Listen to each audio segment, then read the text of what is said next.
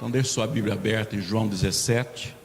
O versículo 5 diz assim: E agora glorifica-me tu, ó Pai, junto de ti mesmo, com aquela glória que tinha contigo antes que o mundo existisse. Verso 22. E eu dei-lhes a glória que a mim me deste, para que sejam um, como nós somos um. Eu neles e tu em mim, para que eles sejam perfeitos em unidade, e para que o mundo conheça que tu me enviaste a mim e que tens amado a eles como tens amado a mim. Pai, aqueles que me deste, quero que onde eu estiver, também eles estejam comigo, para que vejam a minha glória que me deste, porque tu me has amado antes da criação do mundo. Pai justo, o mundo não te conheceu, mas eu te conheci, e estes conheceram que tu me enviaste a mim, e eu lhes fiz conhecer o teu nome, e lo farei conhecer mais, para que o amor com que me tens amado esteja neles, e eu neles esteja. Eu vou reler o verso 5. E agora glorifica-me tu, ó Pai, junto de ti mesmo, com aquela glória que tinha contigo antes que o mundo existisse. Verso 22. E eu dei-lhes a glória que a mim me deste, para que sejam um, como nós somos um. Amém. Nós temos abordado várias mensagens, todas elas estão interligadas, e na semana passada nós verificamos um pouco sobre a glória do Senhor Jesus Cristo. E é importante entendermos que glória significa honra, esplendor, o peso que alguém tem. Glória significa que é exatamente aquilo que resplandece da essência de algo ou de alguém. No caso, vimos aqui na semana passada que há um lastro atrás do resplendor de Jesus Cristo. Ele não tem uma glória simplesmente porque quis ter uma glória, ou porque alguém denominou que ele tivesse uma glória. Porém, a palavra de Deus é muito clara, que há em toda a glória referente a Deus e às coisas de Deus, um lastro por trás, algo que sustenta, algo que dá peso a esse esplendor. Então é importante entendermos, não há nada que transparece de Jesus que não venha realmente do seu interior. Tudo aquilo que ele resplandece tem uma razão de ser na sua própria essência, na sua própria estrutura. E a palavra de Deus, conforme nós lemos na semana passada, nos diz que através dele todas as coisas existem e subsistem. Subsistir é algo além de existir, é aquilo que realmente sustenta o existir.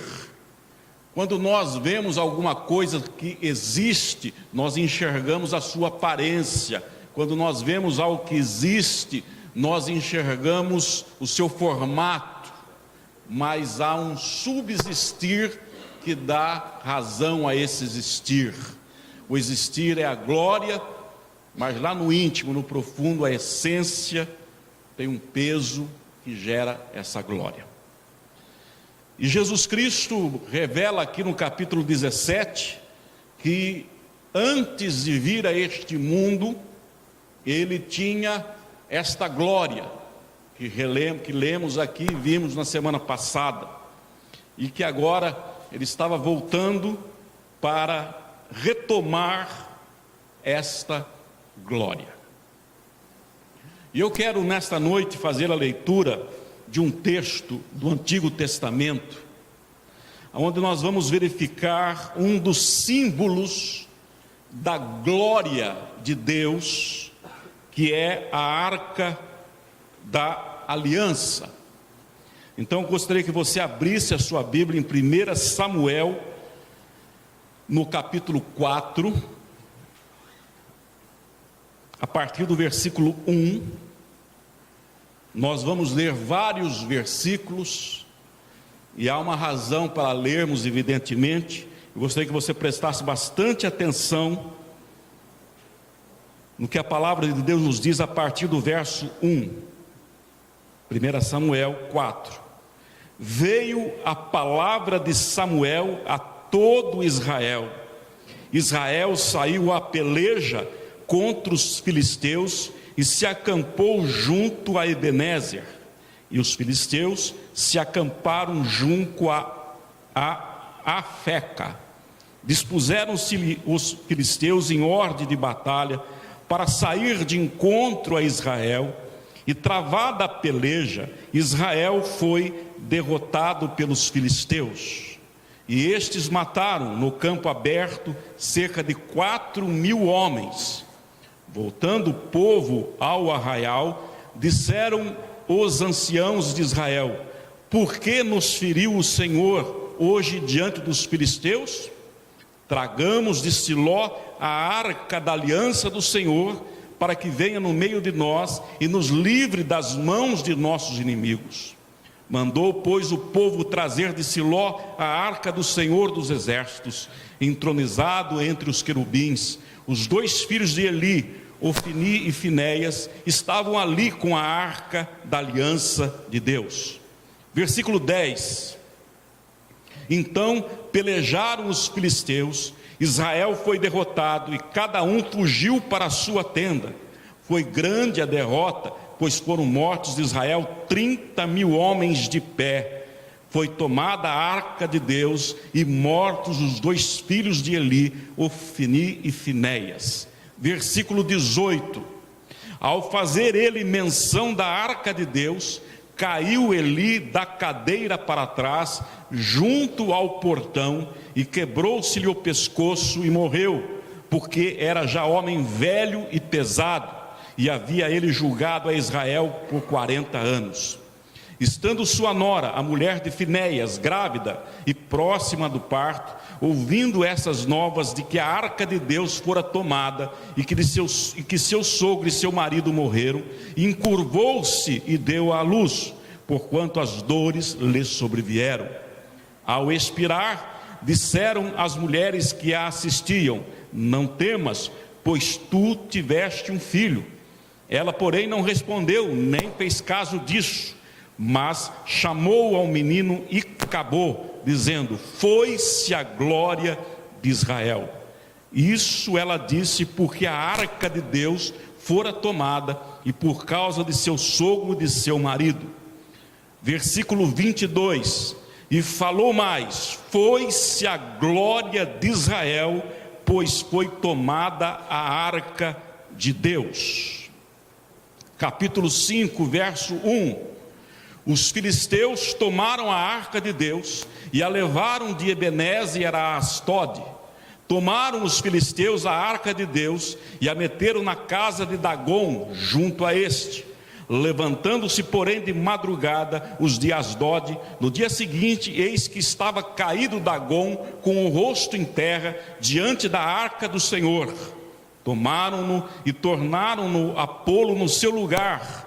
Levantando-se de madrugada no dia seguinte, pela manhã, eis que Dagom jazia caído de bruços diante da arca do Senhor. A cabeça de Dagom e as duas mãos estavam cortadas sobre o limiar, dele ficara apenas o tronco. Por isso, os sacerdotes de Dagom e todos os que entram no seu templo não lhe pisam o limiar em Asdode até o dia de hoje. Porém, a mão do Senhor castigou duramente os de Asdode e os assolou e os feriu de tumores, tanto em Asdode como no seu território. Vendo os homens de Asdod que assim era, disseram: não fique conosco a arca de Deus de Israel, pois a sua mão é dura sobre nós e sobre Dagom, nosso Deus. Pelo que enviaram mensageiros e congregaram a si todos os príncipes dos filisteus e disseram: que faremos da arca de Deus de Israel? Responderam: seja levada a arca do Deus de Israel até Gate, e depois de cidade em cidade, e levaram até Gate. Depois de a terem levado, a mão do Senhor foi contra aquela cidade com muito grande terror, pois feriu os homens daquela cidade, desde o pequeno até o grande, e lhes nasceram tumores. Então enviaram a arca de Deus a Ecrom. Sucedeu, porém, que, em lá chegando, os ecronitas exclamaram, dizendo: transportaram até nós a arca de Deus de Israel para nos matarem, a nós e ao seu povo. Então enviaram mensageiros e congregaram todos os príncipes dos filisteus e disseram: devolvei a arca de Deus de Israel e torne para o seu lugar, para que não mate nem a nós nem ao nosso povo, porque havia terror de morte em toda a cidade, e a mão de Deus castigara duramente ali. Os homens que não morriam eram atingidos com os tumores, e o clamor da cidade subiu até ao céu. Capítulo 6, versículo 1. 7 meses esteve a arca do Senhor na terra dos filisteus. Versículo 19. Feriu o Senhor os homens de Bet-Semes, porque olharam para dentro da arca do Senhor. Sim, feriu deles 70 homens. Então o povo chorou, porquanto o Senhor fizera tão grande morticínio entre eles. Então disseram os homens de Bet-Semes: quem poderia estar perante o Senhor, esse Deus santo? E para quem subirá desde nós? Enviaram, pois, mensageiros aos habitantes de Quiriate-Jearim, dizendo: os filisteus devolveram a arca do Senhor, descei, pois, e fazei-a subir para vós outros. Até esse versículo por hora. A arca da aliança é uma representação visível da glória de Deus. A arca da aliança, no geral, era uma arca que ficava situada num lugar denominado do templo, chamado Santo dos Santos, aonde ninguém tinha acesso, a não ser o sumo sacerdote, uma única vez por ano. E em alguns casos, essa arca era conduzida em tempos de guerra, porém, havia todo um processo determinado por Deus, todo um ritual que deveria ser seguido, e homens escolhidos a dedos dentro dos sacerdotes que poderiam carregar a arca, e a arca só poderia ser carregada mediante as instruções que eram dadas aos sacerdotes. De maneira nenhuma se podia tocar nessa arca, com exceção dos cabos laterais que ficavam somente para alguns sacerdotes poderem manipular. E esta arca, em dado momento, diz o texto que nós lemos, ela foi roubada. Os filisteus, que era um povo que combatia a Israel, havia roubado aquela arca, e os filisteus levaram a arca de Deus para o seu território, como uma demonstração para o seu povo, de que afinal de contas, eles, filisteus, haviam vencido a nação de Israel, bem como o próprio Deus de Israel, e que o Deus deles, dos filisteus, cuja nomenclatura era Dagom, era de fato superior e muito maior do que o Deus de Israel. Então levaram a arca de Deus até o templo de Dagom. Dagom era uma imagem enorme que os filisteus cultuavam constantemente, e colocaram ali aos pés de Dagom a arca da aliança, que é, repito, uma representação visível da glória de Deus. E havia festa em toda a Filisteia, pela derrota dos israelitas, pela conquista da arca da aliança.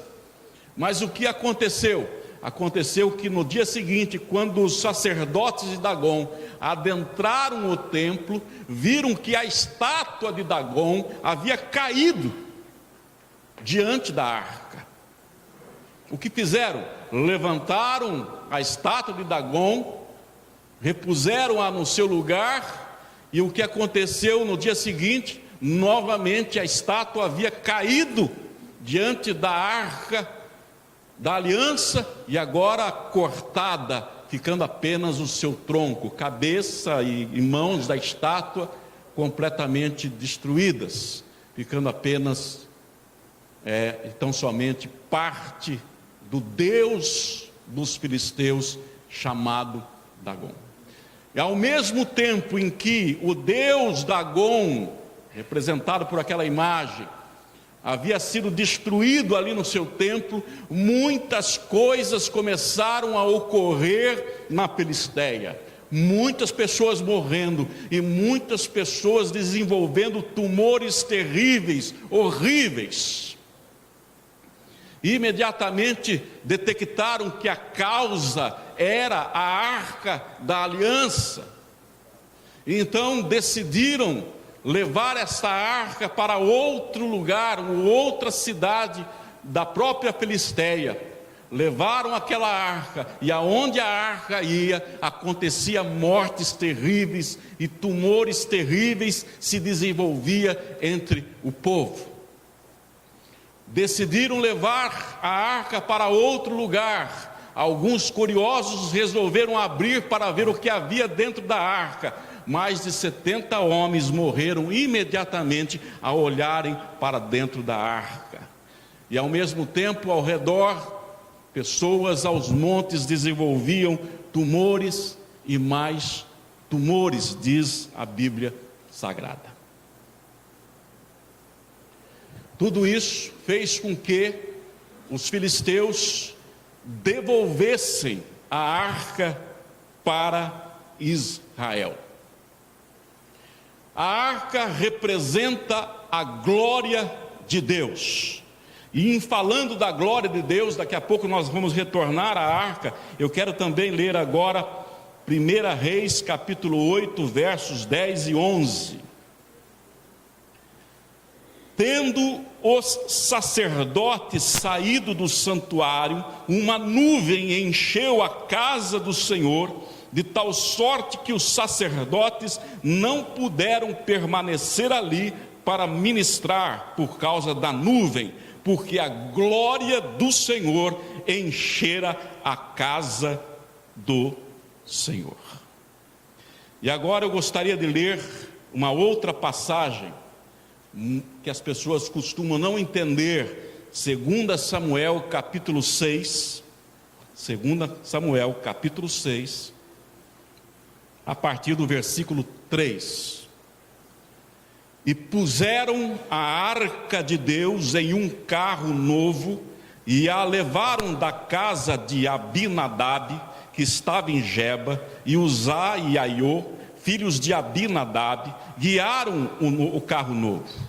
E levando da casa de Abinadab, que está em Geba, com a arca de Deus, Aiô ia diante da arca. E Davi e toda a casa de Israel alegravam-se perante o Senhor com toda a sorte de instrumentos de madeira de faia, com harpas e com saltérios, com tamborins, pandeiros e símbolos. E chegando à eira de Nacom, estendeu Uzá a mão à arca de Deus e segurou-a, porque os bois a deixavam pender. Então a ira do Senhor se acendeu contra Uzá, e Deus o feriu ali por esta imprudência, e morreu ali junto à arca de Deus. E Davi se contristou, porque o Senhor abrira rotura em Uzá, e chamou aquele lugar Pérez Uzá, até o dia de hoje. Até esse versículo. Este é um acontecimento posterior ao que já lemos, quando a arca da aliança estava sendo conduzida por um carro novo, bois levavam o carro, e em dado momento, todo o povo de Deus ao redor fazendo festa, porque a arca representava a glória e a presença de Deus. Quando os bois tropeçaram em alguma pedra, e provavelmente a carroça se inclinou e a arca estava pendendo para cair, quando Uzá, com muita boa intenção, resolveu segurar a arca. Ele colocou a mão na arca, e diz o texto que ele morreu de forma fulminante, imediatamente ao tocar na arca da aliança. Davi ficou extremamente triste e chamou aquele lugar onde Uzá morrera por ter segurado a arca de Pérez Uzá. Vamos entender agora por que todos esses acontecimentos, que num primeiro momento, para quem não conhece as Escrituras, para quem não tem noção real das coisas de Deus, ocorre um pré-julgamento, as pessoas leem e ficam horrorizadas, porque se atentarmos meramente para o texto, veremos um mortifício tremendo, mortes terríveis, tumores terríveis, e uma pessoa da própria linha de Israel, chamado Uzá, com uma boa intenção, resolve segurar a arca e morre. Ele morre fulminantemente. Afinal de contas, que Deus é este? Que Deus é esse de Israel que fica matando pessoas? Que Deus é este que não percebeu que Uzá só queria então somente ajudar e não fazer a arca cair?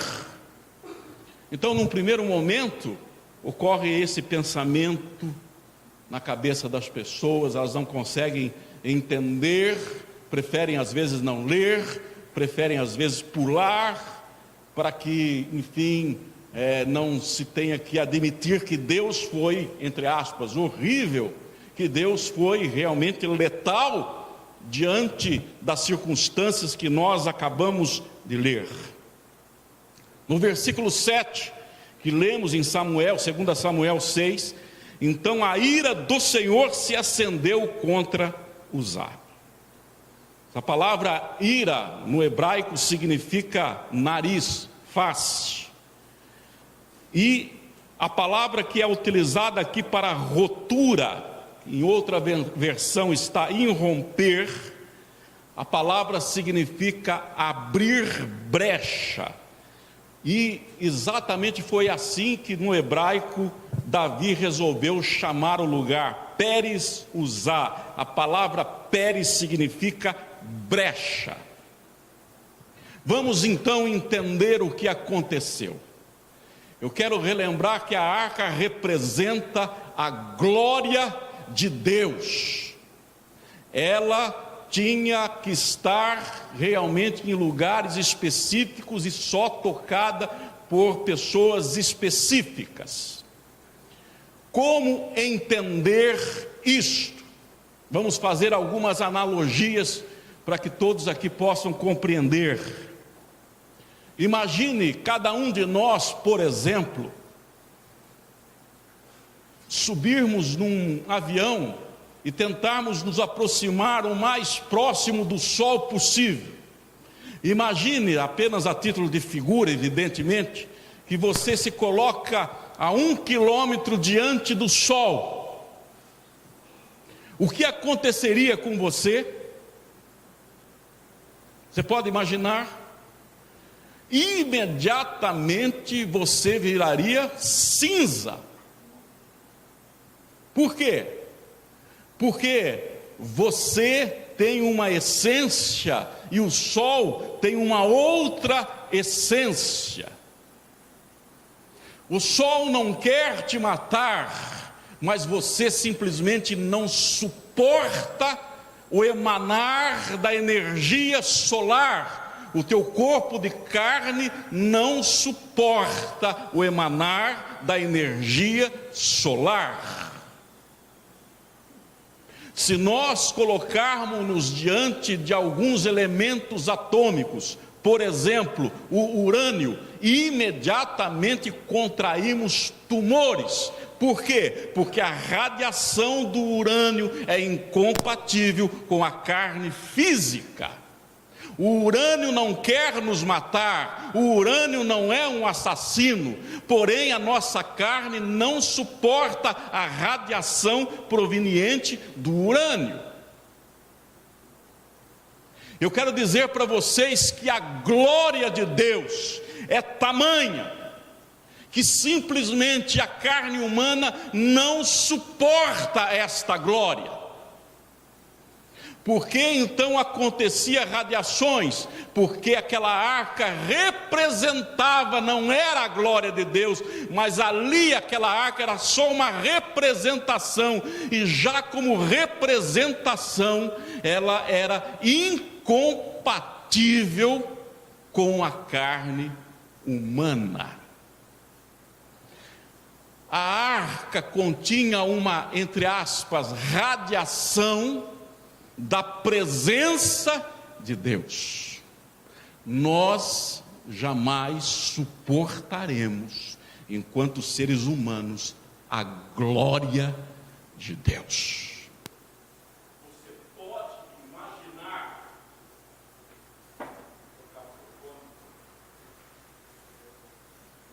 Você pode imaginar a glória de quem criou todas as coisas?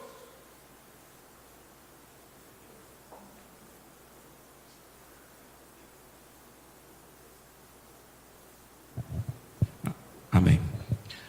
Você pode por hora imaginar a grandeza do poder de quem criou, por exemplo, o sol?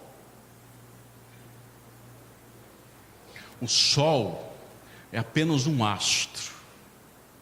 Dentro do sol cabem milhares de planetas Terra. Mas dentro de uma única estrela cabe milhões de sóis.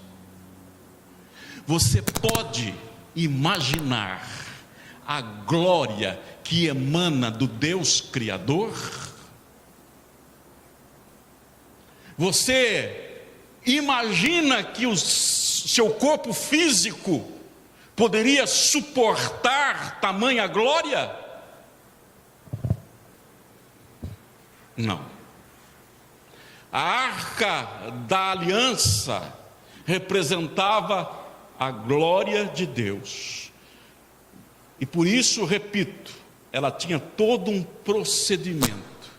Quando o procedimento fora quebrado, pessoas não preparadas entraram em contato com uma radiação que matava e que produzia tumores.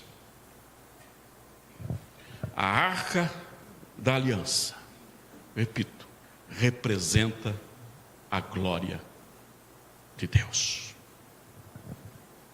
Agora, entendendo um pouco dessa brecha que se abriu na arca, ela era protegida contra a radiação, uma brecha, diz o texto sagrado, se abriu e aquela radiação era fulminante. Pérez é brecha.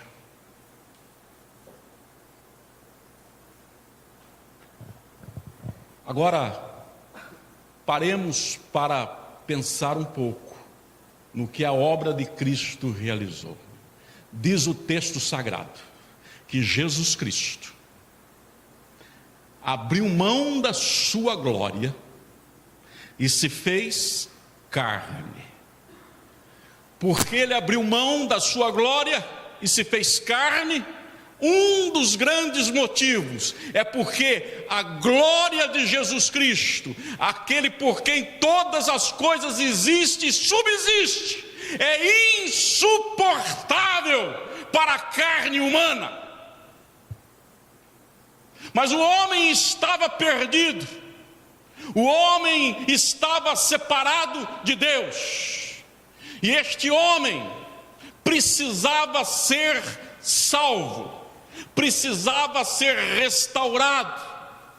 E o que fez esse Deus extraordinário e maravilhoso?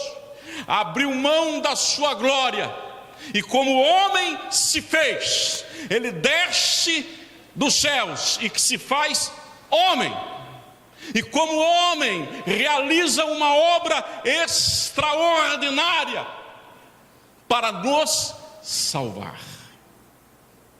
Mas eu quero dizer para você nesta noite, que Jesus Cristo, este Deus maravilhoso, extraordinário, Ele não veio a essa terra apenas para nos salvar. A obra de Cristo era mais grandiosa do que a mente humana podia imaginar. Ele veio para salvar a cada um de nós, deu a sua vida, derramou o seu sangue e restaurou a nossa alma, mas em seguida nos gerou de novo, para que nós pudéssemos ter a sua glória. Observe o que nós lemos no início, Jesus dizendo a cada um de nós no texto sagrado: eu vou retomar a minha glória, mas todos aqueles que o Senhor me deu, eu também dou a minha glória. Por quê? Ele está informando por quê? Porque eu quero que aonde eu estiver, eles estejam também. E só é possível estar diante do Deus vivo se tivermos a glória dele. Por isso, a obra de Deus é extraordinária.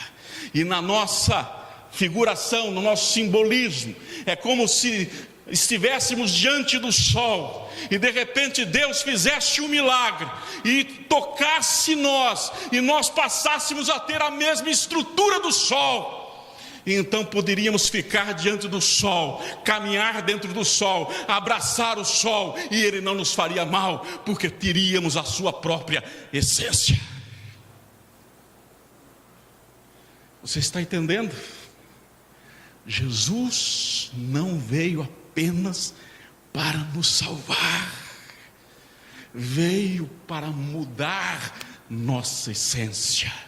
E aquilo que nós temos batido nessa tecla, para que todo mundo entenda: a nossa essência caída era de uma alma vivente, mas mesmo antes da queda, uma alma vivente que não podia suportar a glória. Deus decide transformar essa alma vivente em espírito vivificante. E hoje você pode ter absoluta convicção: aonde Jesus estiver com toda a sua glória, você poderá estar, porque a glória que era dele, ele também concedeu a cada um de nós. Não, você não é esse corpo físico. Não, você não é esse vaso de barro. Há um ser dentro desse corpo. Você é muito mais do que a tua aparência física. Você é muito mais do que esse corpo de carne. Você agora em Cristo é um espírito vivificante. E por isso poderá estar diante do Deus vivo para sempre. Aonde eu estiver, eu quero que eles também estejam, porque assim como eu posso ser um contigo, ó Pai, eles poderão também ser um só conosco, só mudando nossa estrutura. Há um ser que habita nesse corpo, você, que ao receber a Cristo, não apenas foi salvo, mas nasceu de novo, e agora, segundo a palavra do próprio Senhor Jesus Cristo, tem a sua glória. Abra sua Bíblia e releia a palavra lá em João capítulo 17, verso 22. Grife esse texto, esse versículo na sua Bíblia, porque é um texto, um versículo para você nunca mais esquecer. João 17, 22. E eu dei-lhes a glória que a mim me deste, para que sejam um, como nós somos um. Versículo 24. Pai, aqueles que me deste, quero que onde eu estiver, também eles estejam comigo. A glória do Deus vivo foi nos dada. Por quê? Por amor. Você ainda duvida do amor de Deus? É possível ainda duvidar de um amor tão extraordinário que nos eleva de criaturas a filhos, que nos resgata, nos salva, mas não fica apenas na salvação, nos gera de novo e reparte conosco a sua glória? Agora sim, pega o copo d'água, por favor.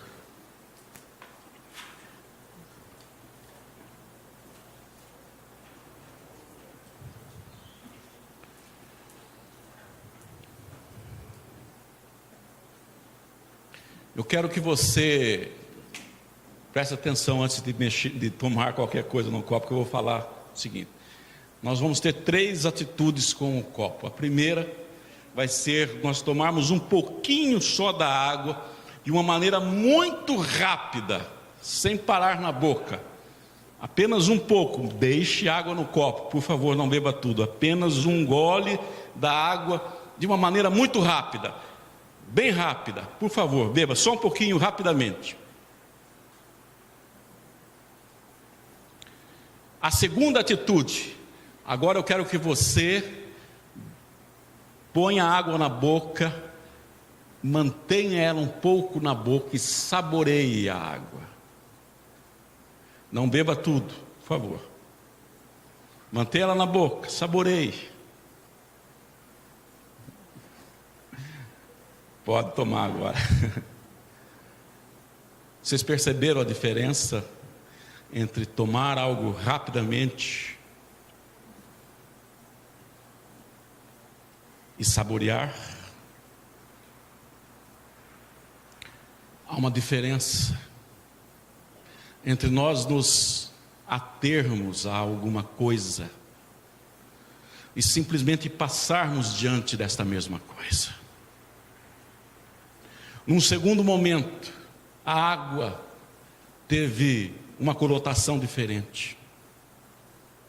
Agora, eu gostaria que você pôsse o seu dedo dentro da água. Põe o seu dedo dentro da água. E agora eu gostaria que você falasse assim: por favor, água. Aperte alto, por favor. Por favor, água, molhe meu dedo. Ô água, por favor, molhe o meu dedo. Eu preciso que você molhe o meu dedo. Por favor, água, me escute. Molhe o meu dedo. Eu preciso que você molhe o meu dedo.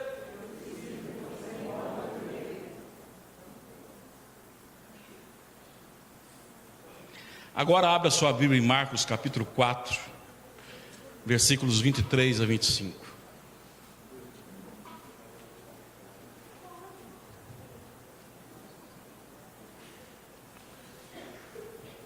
Diz assim a palavra em Marcos 4, 23 a 25. Se alguém tem ouvidos para ouvir, ouça. Quando Jesus usa essa expressão, se alguém tem ouvidos para ouvir, ouça, ele está querendo dizer: olha, preste muita atenção Não beba rapidamente o que eu vou falar. Ele está dizendo, se você tem ouvido, ouça, não escute só, mas ouça, preste atenção. Porque o que eu vou falar é uma coisa séria para ser degustada, para ser aprendida. Não é algo que você pode passar os seus olhos e ler tão somente. Se você tem ouvidos para ouvir, ouça, porque o mestre vai falar. Aquele que, por quem todas as coisas foram criadas, existem e subsistem. Então ele diz assim, reforçando o verso 23 no 24, então lhes disse, atentai no que ouvis, fique atento para aquilo que você vai ouvir, preste atenção. Olha como ele redobrou o pedido de atenção. Com a medida com que tiverdes medido, vos medirão também, e ainda se vos acrescentará, pois ao que tem se lhe dará, e ao que não tem, até o que tem lhe será tirado. Eu vou repetir. Com a medida com que tiverdes medido, vos medirão também, e ainda se vos acrescentará, pois ao que tem se lhe dará, e ao que não tem, até o que tem lhe será tirado. Palavra que Jesus utiliza aqui para medida, ele está dizendo assim, com a medida, ou seja, da maneira como você se mede. Ele não está se referindo aos outros, ele está se referindo a cada um de nós, ele está se referindo a você, com a medida com que você se avalia, com a medida com que você se enxerga, com a maneira conforme você se julga. Talvez você se julgue uma pessoa absurdamente fraca. Você olha para você e qual é a medida que você dá para você? Ah, eu sou uma pessoa muito frágil. Ou talvez você olha para você e diz, mas eu não tenho tanta sabedoria assim, mas até que tem um pouquinho. É a medida sua. Agora, Deus está querendo dizer para cada um de nós nessa noite, olhe para você e se julgue conforme a minha palavra. Dentro desse corpo, há alguém que é espírito vivificante, que tem a glória de Jesus Cristo. Olhe para você e veja aquilo que Deus fez por você. Olhe para dentro de você e se enxergue como os céus te enxergam. Olhe para você e se veja como Deus Todo-Poderoso te gerou, com a glória, capaz de ser um só com Ele, capaz de abraçá-lo, capaz de suportar, no bom sentido da palavra, a glória do Deus Todo-Poderoso. Comece a medir quem você é, para que você também comece a medir quem Deus é. Como você se mede? Como você se avalia? Como você mede Deus? Como você o avalia? Aonde está esse Deus? Na sua concepção, aonde está este Deus? Pois eu quero te dizer que a palavra dele nos declara que ele está na nossa presença, porque nós estamos na presença dele, porque a glória dele foi nos dada, aleluia. Nós estamos na presença do Deus vivo de verdade. E o que nós fazemos? Ah, água, por favor, molhe o meu dedo. Oh Deus que está no céu, venha sobre mim. Oh Deus, eu sei que o Senhor tem misericórdia, tenha misericórdia de mim, use de misericórdia. Oh, Tu és luz, me ilumine. Oh água, molhe o meu dedo. Você não percebeu? Você não tem degustado Deus na sua vida. Você não tem experienciado, porque sequer tem percebido quem você é, quanto mais quem Deus é. Você pede e não recebe, porque não entendeu que já recebeu. Você pede para a água te molhar, porque não entendeu que os seus dedos estão molhados há muito tempo. Ao que tem, se lhe dará. Ao que não tem, até o que tem lhe será tirado. Quanta gente tem Deus, mas não tem.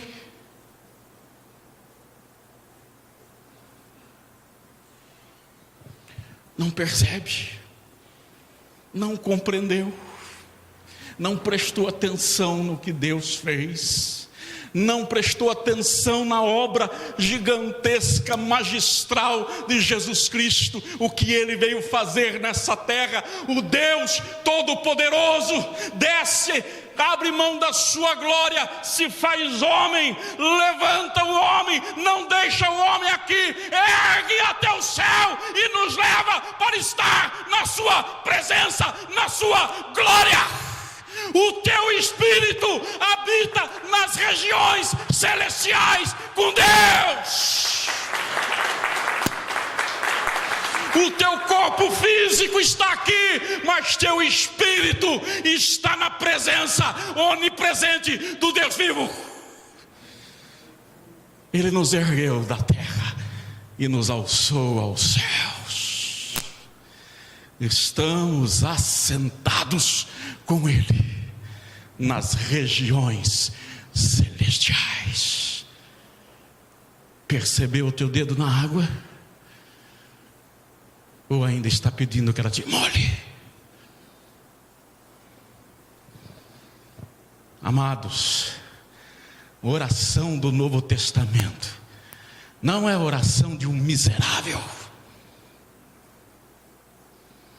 Oração no Novo Testamento é comunhão de filho para com o Pai. Obrigado, Pai, a tua misericórdia me envolve. Oh, como eu sinto e percebo tua presença e tua misericórdia. Pai, gostoso comer da tua bondade, gostoso é ser abraçado pelo teu amor. Não ore pedindo que Deus te ame, não ore pedindo que Deus tenha misericórdia de você, porque você está envolvido na própria misericórdia do Deus vivo. É para desfrutar, é para experienciar, para que você entenda que oração no Novo Testamento não é sacrifício, é delícia, é deleite, é prazer na presença do Deus que é todo amor e que nos gerou na sua própria glória, para que nós nos misturássemos com Ele. Você pode abraçar o sol, você pode abraçar o Deus vivo. Experiencie. Olha o que a palavra de Deus nos diz, 2 Coríntios 3, 6. O qual nos habilitou para sermos ministros de uma nova aliança, não da letra, mas do Espírito, porque a letra mata, mas o Espírito vivifica. Eu vou repetir. O qual nos habilitou. A palavra habilitar no grego significa tornar adequado, apto, capacitar. Deus está dizendo: eu te habilitei, eu te tornei adequado, ou seja, eu dei a minha glória, para que você possa viver nessa nova aliança. Aliança é casamento, para que você viva comigo, junto comigo, nesta aliança, nesse casamento, nesta unidade, nesta amizade, não na letra, mas no espírito, porque eu te tornei como eu. Deus é espírito, e importa que os verdadeiros adoradores o adorem em espírito e em verdade. Quem é espírito? Só quem nasceu de novo em Cristo Jesus. Jesus salvou a alma, mas nos gerou de novo, e de almas resgatadas e salvas, Ele gerou-nos espíritos vivificantes, com a sua glória, com a sua glória, com a sua glória, com a sua essência. Desfrute, deite no colo de Deus e desfrute, porque Ele está em aliança, porque Ele está casado no bom sentido da palavra, porque Ele nos habilitou, Ele nos tornou capazes de nos amalgamar a Ele. Por isso, quem crê em Cristo, diz a Bíblia, é um só Espírito com Ele. A última ilustração dessa noite. Quem tem, por favor, aí um carregador de celular? Alguém tem? Um carregador de celular? Ninguém?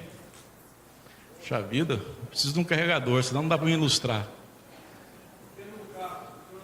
Eu espero, meu irmão, pode lá pegar o carregador. Acharam aí? Pega lá para mim, Cláudio, faz favor. Pega lá que eu vou usar o cedo de novo como... Ei, Cláudio, toda hora pega no Cláudio, não pega. Ô Cláudio, vem aqui na frente comigo, por favor. Ei. E o celular, cadê, irmão? Celular, cadê o celular? Pega lá o celular para mim, faz favor, meu irmão, e sobe aqui, faz favor.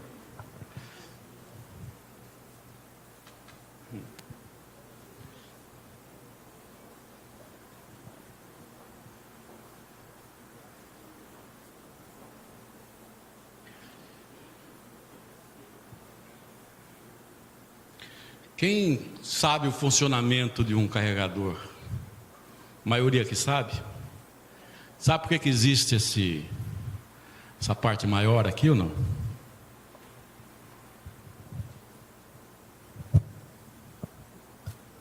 Alguém sabe por que existe isso aqui?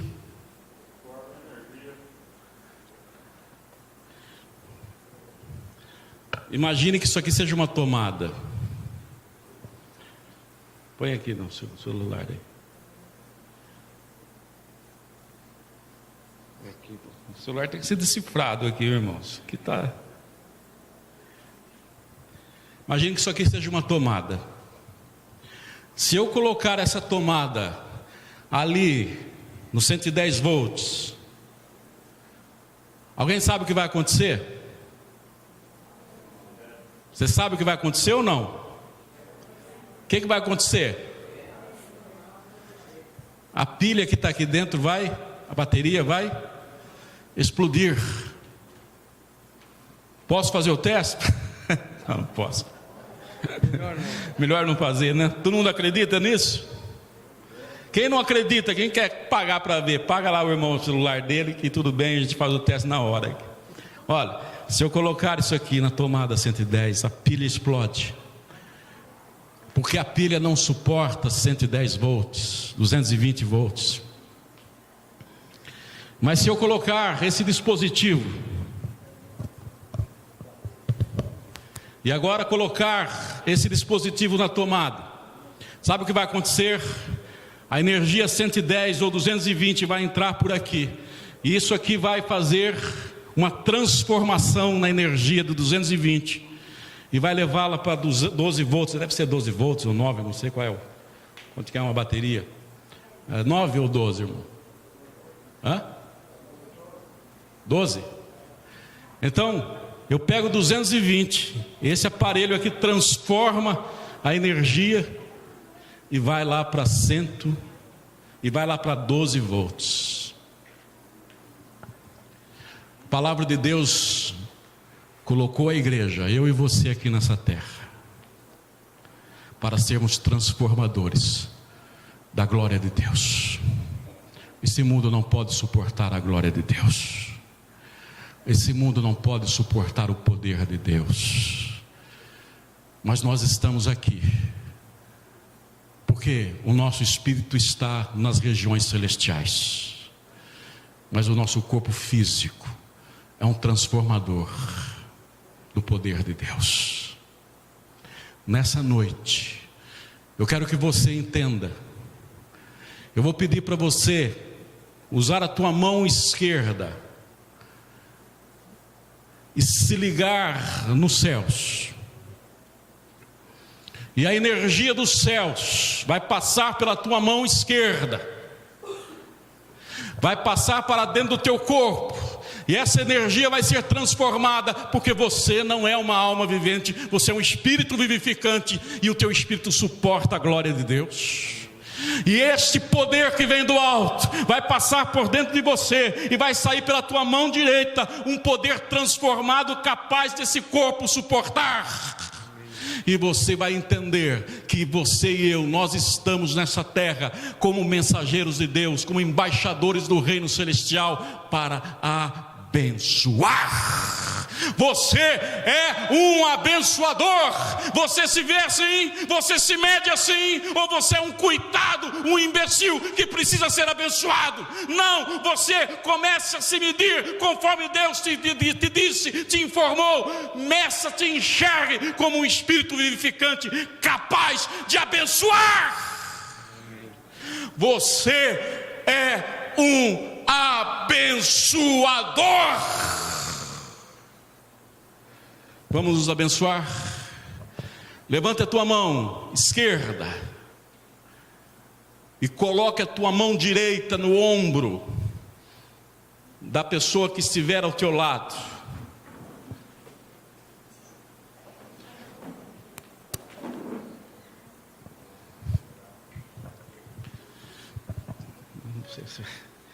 Vamos ver como isso é possível.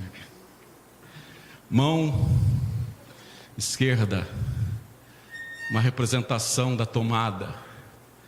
Se ligue, você está em aliança com Deus. Você é ministro de uma nova aliança. A nova aliança não é na letra, é no espírito. A sua mão esquerda começa a receber o poder de Deus. Perceba, sinta, deguste o poder de Deus penetrando, perpassando, entrando pela tua mão esquerda. E este poder extraordinário vai ser transformado pelo teu próprio corpo e vai sair em 12 volts pela mão direita. Vai sair numa capacidade do corpo do teu irmão, cuja mão direita você está sobre ele. Você vai abençoá-lo. Comece a abençoá-lo. Ore assim comigo neste momento. Meu Pai, eu sei quem eu sou. Eu sou teu filho, muito amado. Eu tenho a tua glória. Jesus deu a sua glória. E me assentou contigo nos lugares celestiais. lugares celestiais. Pois neste momento eu trago dos céus, diretamente aqui na terra, no corpo físico do meu irmão, o poder do teu amor.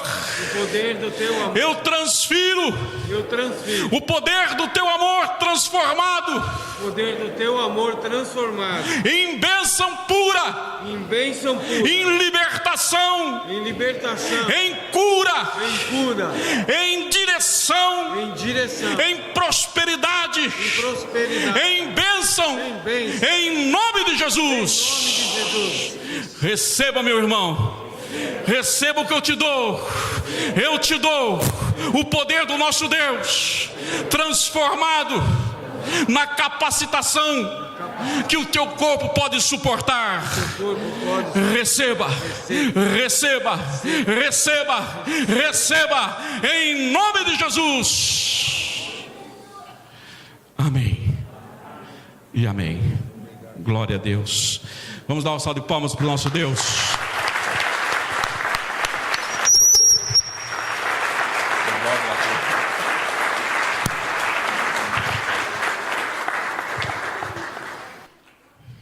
A partir de hoje, tenhamos consciência, amados, nós só estamos aqui porque Deus quer que nós sejamos transformadores de um poder capaz de abençoar essa terra. Seja um abençoador. Perceba e entenda, se meça como um abençoador. Preste atenção, quem tem ouvidos para ouvir, ouça. Deus te deu para você usar. E se você se ver como um abençoador, as pessoas te verão como um abençoador. E será ainda mais acrescido bênçãos na sua vida e na distribuição das suas bênçãos. Veja-se como um abençoador, para que o mundo te enxergue como um abençoador. A luz não foi feita para ser colocada debaixo da cama, mas no alteiro. Seja um abençoador. Vamos adorar o nosso Deus agora, entregando